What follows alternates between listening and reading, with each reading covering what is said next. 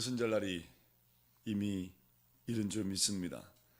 이 12명의 또한 120명의 문도들이 모여서 주님이 약속하신 그 약속하신 것을 기다리는 그 날이 꽉 찬 날이 오순절 날입니다. 예수님이 부활하시고 그 날부터 40일 동안 조속으로 그 제자들에게 보이시고 그 나머지 10일 동안 이들이 함께 모여 마음을 같이하여 오로지 기도에 힘쓰고 자신의 부족한 부분들이 드러나고 그 부족한 부분을 채웠던 그 기간 이후에 오순절 날이 이미 이릅니다.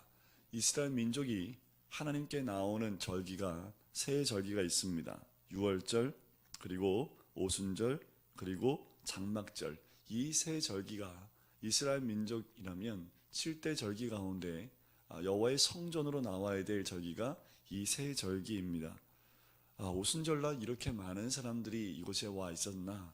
학자들에 의하면 오순절날 왔던 사람들이 그냥 50일 동안 예루살렘에 그냥 머물게 됩니다.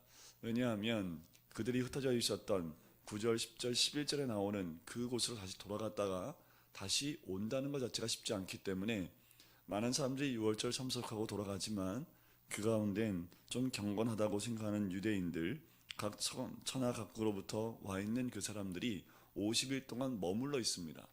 머무르면서 그들이 유대인들이 기도하는 시간이 오전 6시와 9시 그리고 오후 3시 이 기도하는 3시간이 있는데 그렇게 늘 기도하면서 오순절을 다 지내고 집으로 돌아가게 됩니다. 이 오순절날이 이르게 된 거지요. 자, 1절에 보면 이미 이름에라는 그 말 안에는 꽉 찼다라는 의미를 이야기를 합니다. 충만하다라는 그 의미를 의미하는 거지요.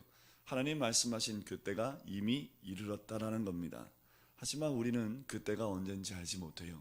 우리를 향한 하나님의 뜻, 하나님의 역사하심의 그 은혜가 언제 이르는지 우리는 아무도 모릅니다. 그래서 이들이 했던 건 뭐냐 하면 매일 어떻게 해요? 다 같이 한 곳에 모였더니 라는 거지요. 우리가 할 수 있었던 것은 그 말씀에 순종하여 너희가 떠나지 말고 기다리라 라는 그 말씀대로 기다리고 함께 모이는 것 외에는 이들이 한 것이 없다라는 겁니다. 이들은 주의 때가 언제 이를지 모릅니다. 우리는 주님의 때가 언제 이를 줄 아무도 모릅니다. 그래서 우리는 늘 다 함께 한 곳에 모이는 것, 그것을 통해서 주의 때가 이르는 것을 기다리고 그 때가 임하는 것을 보셔야 되는 거지요. 자, 그렇게 1절이 지나고 2절을 보니까 호련히 하늘로부터 합니다. 자, 성령이 임하는 출처가 어딘지가 나오지요. 하늘로부터 급하고, 이 급하다라는 말은 원어에 보면 가져오다, 운반하다는 뜻을 갖고 있어요. 하늘로부터 내려온 강한 바람 같은 소리가 있어. 자, 이 바람 같은 소리, 이 바람을 원어에서 보면 이 히브리 말로 하면 루아흐라는 말을 쓰고 있는데 이 헬라 말에는 푸노에라는 말을 씁니다. 이 바람은 호흡이라는 뜻을 갖고 있어요. 호흡. 자, 이 호흡이라는 것은 우리 하나님께서 인간을 창조하시고 창세기 2장 7절과 8절에 보면 그 코에 생기를 불어 넣으사 말할 때 그 생기와 같은 단어를 쓰고 있다라는 거지요. 왜 이 급하고 강한 바람 같은 그 호흡과 같은 생명의 호흡이 필요했을까라는 거지요. 그들에게는 지금 필요한 것이 성령의 호흡, 생명의 호흡이라는 겁니다. 이제까지 주님과 함께 동행했던 이들, 하지만 주님이 십자가에 죽으시고 부활하셨지만 여전히 그들 곁에 있지 않았던 우리 예수 그리스도, 그들과 함께하지 않은 예수 그리스도 때문에 이들은 두려워하고 걱정하고 근심을 했지만 이제 하나님께서 그들에게 생명의 호흡을 그 코에 넣어주신다라는 겁니다. 우리가 이 호흡이 없으면 단 하루도 살 수 없습니다. 왜냐하면 이 호흡이 있어야 하나님의 뜻대로 살 수 있습니다. 내 안에 생명 호흡이 있어야 그 생명력을 가지고 살아갈 수 있는 거지요. 오늘 이 오순절 날 그 다락방에 그 생명의 호흡이 소리와 함께 임하게 됩니다. 바람 소리와 같은 것이 있어 그들의 앉은 온 집에 가득합니다. 이들이 앉은 그곳은 모든 것이 밀폐되어졌던 다락방입니다. 바람이 있을 수 있는 곳이 전혀 있을 수가 없어요. 바람이 일어날 수 없는 거지요. 그런데 바람이 불어서 그 소리가 온 집에 가득했다라는 겁니다. 주의 뜻은 또한 성령은 그렇게 우리의 모든 공간을 가득 채우도록 임하게 된다라고 말씀하는 거지요. 그리고 어떻게 성령이 임하심을 청각적인 뿐만 아니라 시각적으로도 드러나는데 3절에 보니까 마치 불에 혀처럼 갈라지는 것들이 그들에게 보여 각 사람 위에 하나씩 임하여 있더니 라고 하지요. 불같이 임하시는 성령의 역사입니다. 여러 가지 의미로 이 불처럼 갈라진 혀와 같은 모습으로 임한 그 모든 것들을 이야기를 합니다. 이 불의 속성을 가지고 이야기를 하지만 여기서 정말 중요한 건 뭐냐 하면 성령이 이렇게 동시다발적으로 모든 사람이 임했던 사건이 있은 적이 없습니다. 구약에도 보면 성령이 하나님의 영이 임할 때 보통 한 사람에게 임합니다. 그 사람에게 임해서 하나님의 역사가 일어나는 것을 보는데 오늘 이 사도행전 2장에서는 120명에게 동시에 성령이 임하는 사건을 보게 되는 거지요. 처음입니다. 자, 이 사건을 무엇과 비준하여 두고 있냐 하면 하나님이 천지를 창조하는 사건과 그 예수님이 십자가에 죽으시고 부활한 사건과 동일한 사건으로 봅니다. 이 사건이 얼마나 중요한 사건이냐 하면 성부 하나님이 역사하시는 그날과 성자 하나님이 역사하시는 그날과 이제 대를 이어 성령 하나님이 역사하시는 성령의 하나님이 운행하시고 임재하시는 그 때가 열린 것을 의미하는 거지요. 자, 이렇게 하나님의 성령 역사가 임하고 나니까 4절에 보니까 나타나는 증상이 있습니다. 성령의 충만을 받고 무엇을 하기 시작을 합니까? 성령이 말하게 하심을 따라 다른 언어들로 말하기 시작했다라는 겁니다. 자, 이제 방언에 대한 부분들을 이제 은사에 보면 방언이라는 은사가 있습니다. 그 방언에도 종류가 두 가지가 또 있어요. 자, 그런데 여기서 말하는 다른 언어라고 얘기하면 그 뒤에 있는 말씀들을 보니까 각 나라 말로 듣는다라고 얘기하는 거 보니까 그 사람들의 말로 언어로 말하기 시작했다라는 거지요. 중요한 것은 성령이 말하게 하심을 따라 이야기했다는 겁니다. 성령이 임하게 되면 내가 원하는 말을 하는 것이 아니라 성령이 말하게 함을 따라 말하기 시작을 합니다.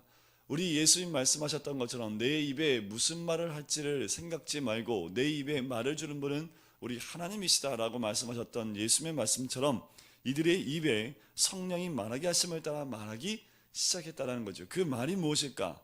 그 말은 14절 이후에 베드로가 설교했던 그 내용이라고 생각을 합니다. 그렇게 보지요. 자, 다른 언어들로 말하기 시작을 합니다. 자, 이 사건이 또한 어떤 사건과 연결이 되냐 하면 여러분 창세기 11장에 보면 바벨탑이 세워졌을 때 그 사건을 기억하실 겁니다. 바벨탑이 세워질 때 그때 상황을 보면 사람들이 흩어짐을 면하기 위해서 탑을 하늘 꼭대기까지 쌓게 됩니다. 왜 그랬을까? 그때 당시에 이 노아의 홍수를 통해서 모든 것이 다 없어졌기 때문에 모두가 다 죽임을 당했었기 때문에 그들이 흩어지지 않고 그 탑을 하늘 꼭대기까지 닿아서 어떠한 홍수가 나도 흩어지지 않게 하기 위해서 탑을 쌓습니다. 하나님이 내려와 보니까 그들의 마음에 그 동기가 불순해요. 그래서 그것 가운데 임했던 것이 무엇입니까? 언어를 혼잡게 하지요. 서로의 언어가 들리지 못하고 깨닫지 못합니다. 이곳에서 말하는 것을 이쪽에서 알아들을 수가 없어요. 가져오라고 하는데 가져가고 뭐라고 말을 하는데 그 말대로 서로가 흩어져 있는 그 말들, 그때부터 사람들이 흩어지기 시작을 합니다. 서로의 말이 소통이 안 돼요. 중학교 2학년 말들을 우리 엄마 아빠들이 이해를 못해요. 우리가 다른 나라 말이 아니라 우리 가정 안에서도 서로의 말을 이해하지 못할 때가 있지요. 이 말은 흩어져 있는 말입니다. 같은 나라 말을 해도 서로 이해하지 못하는 그 말들이 있는데, 자, 그 흩어졌던 말들이 언제 하나가 됩니까? 성령이 임하니까 하나가 되는 거지요. 네, 우리 가정은 잘 소통이 안 되는데요. 그럼 성령을 구하셔야 됩니다. 성령이 임하면 하나가 됩니다. 이거 진짜예요.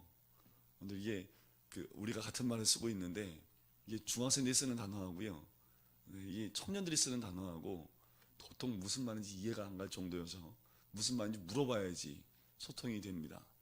자, 그 가정마다 성령이 임해야지 언어가 하나가 돼요. 성령이 말하게 하심을 따라 말하기 시작을 하니까 중요한 것은 그때 5절에 보니까 너무나 많은 사람들이 그 예루살렘에 모여 있는데, 자, 이 소리가 남에 6절에 보니까 큰 무리가 모여 각각 자기의 방언으로 제자들이 말하는 것을 듣고 소동하기 시작을 합니다.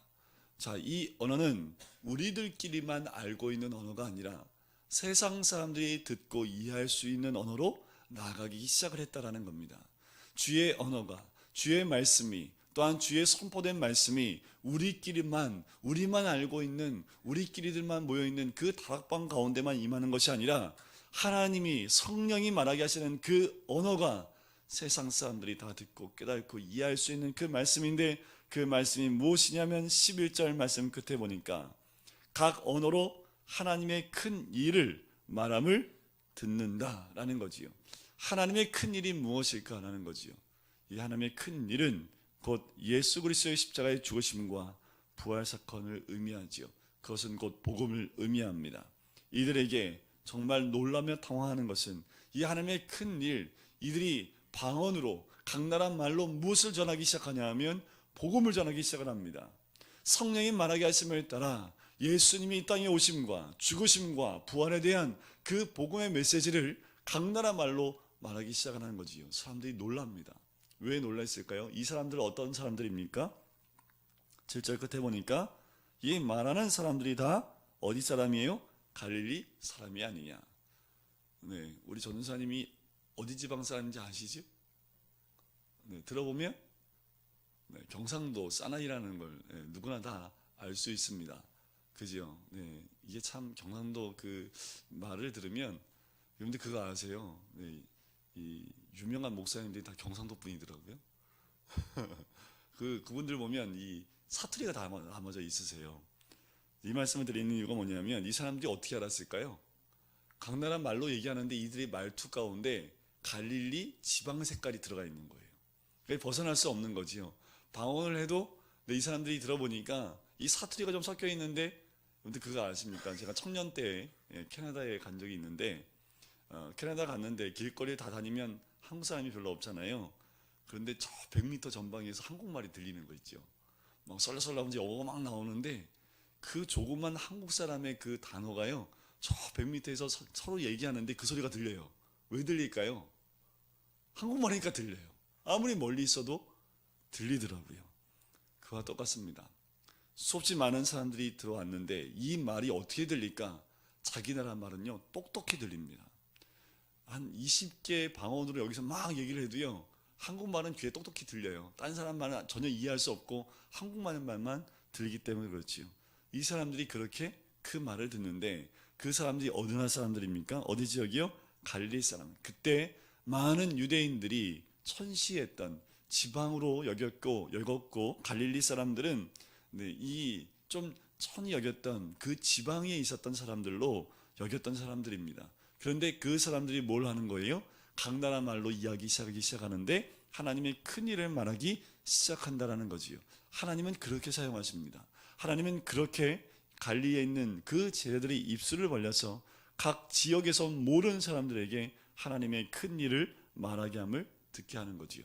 자, 그때 일어났었던 상황이 뭡니까? 12절에 보니까 다 놀라며 당황하여 서로 이르되. 우리 성령이 임하게 되면 누가 당황하기 시작해요? 내가 당황하기 시작하죠. 이게 뭔 일이야? 저도 성령의 역사하심을 방언으로 체험한 적이 있습니다. 그때 가장 놀라웠던 것은 제 자신이었습니다. 처음으로 제 입술에서 방언이라는 게 튀어나왔을 때 그 놀라움은 지금도 참 놀라웠습니다. 그런데 더 놀라운 건 뭐냐면 그것을 듣는 사람들, 그래서 저희 어머니가 저를 잡으러 교회 오면 항상 기도하고 있으면 방언으로 기도하니까 니네들은 왜 개구락지 소리를 이렇게 내냐라고 얘기를 해요. 이게 전혀 모르시는 분들 들으니까 이게 소리가 울려서 그렇게 말씀을 하는 거지요. 자, 이 놀라며 당황한다는 이 말 안에는 그 말을 듣고 놀라고 당한 것뿐만 아니라 이렇게 보셔야 됩니다. 우리의 삶 가운데 성령의 말하게 하시는 그 단어들이 나오기 시작을 합니다. 그러면 우리 주위에 있는 사람들이 우리의 달라진 모습을 보고 놀라기 시작을 하는 거지요. 더 나아가서 당황하기 시작을 합니다. 저 사람 저런 사람이 아닌데 어떻게 저런 언어를 쓰지? 저런 사람이 아니었는데 그의 말과 행동이 달라지기 시작한다는 거지요. 우리가 매번 기도할 때 성령을 구하며 기도해야 될 이유가 여기에 있습니다. 성령이 임하지 않으면 우리 언어가 바뀌지 않아요. 성령이 임하지 않으면 우리가 소통이 이루어질 수 없습니다. 성령이 임했더니 남편이 아내를 향하여 다른 말을 해요. 당신 왜 그래? 남편이 다른 말을 해요. 아내가 놀라기 시작을 하는 거지요. 다른 말이 아닙니다. 이 언어는 성령이 주신 언어이기 때문에 집에서 다른 나라 말로 방언한다는 의미가 아니라 우리의 언어의 색깔과 그 언어들이 달라지기 시작을 해서 우리의 주위에 있는 사람들이 놀라고 당황하기 시작한다는 거지요. 그런데 우리가 한 가지 기억해야 될 것은 13절입니다. 어떤 이들은 뭐라고 얘기를 해요? 조롱을 합니다. 우리가 성령이 임하여 성령이 말하게 하심을 통하여 말하기 시작을 하고 변화되고 새 사람이 되었는데 우리 주변에는 어떤 사람이 있어요? 너 취했구나. 너 교회 가더니 교회 미쳤구나 하는 조롱하는 소리가 꼭 있습니다. 여러분들 이 소리 들으시길 주의 이름 간절히 축원드립니다. 들으셔야 됩니다. 네가 교회 가더니 미쳤구나 이 말을 들으셔야 됩니다. 왜요? 많은 사람들은 놀라지만 어떤 사람은 조롱하는 그 소리가 있다라는 거지요. 가정에서 있을 수 있고요. 직장에서 있을 수 있습니다. 우리가 주를 위하여 선택하는 것, 성령에 충만하여 내 유익을 아니라 하나님의 말씀을 따라가면 사람들은 이런 조롱을 합니다. 하지만 우리가 이 조롱이 들려도 끝끝이 성령이 주시는 그 음성과 그 말씀을 따라가야 될 줄 믿습니다. 성령이 임하시면 성령이 호흡케 하시는 그 생명의 호흡을 따라서 우리 안에 새로운 생명이 드러나게 될 줄 믿습니다. 우리를 통해서 우리의 주변에 있는 많은 사람들이 놀라고 당황하는 일이 있을 뿐만 아니라 우리 주위에서 우리 때문에 하나님의 귀한 은혜와 그 역사를 누리게 될 줄 믿습니다. 이미 이름에 그 날이 임한 줄 믿습니다. 우리 각자가 성령을 구하는 그 시간, 오늘 이 시간부터 하나님의 성령의 놀라운 은혜가 우리의 모든 심령 가운데, 모든 가정 가운데, 내가 일하는 일터 가운데 급하고 강한 바람처럼 우리들을 통하여 역사하게 될 줄 믿습니다. 우리가 간구하며 믿고 나갈 때 하나님의 귀하신 은혜가 우리를 통하여 또한 이곳 가운데 또한 우리가 있는 모든 지역 가운데 성령의 바람이 임하게 될 줄 믿습니다. 이 시간 같이 기도하실까요?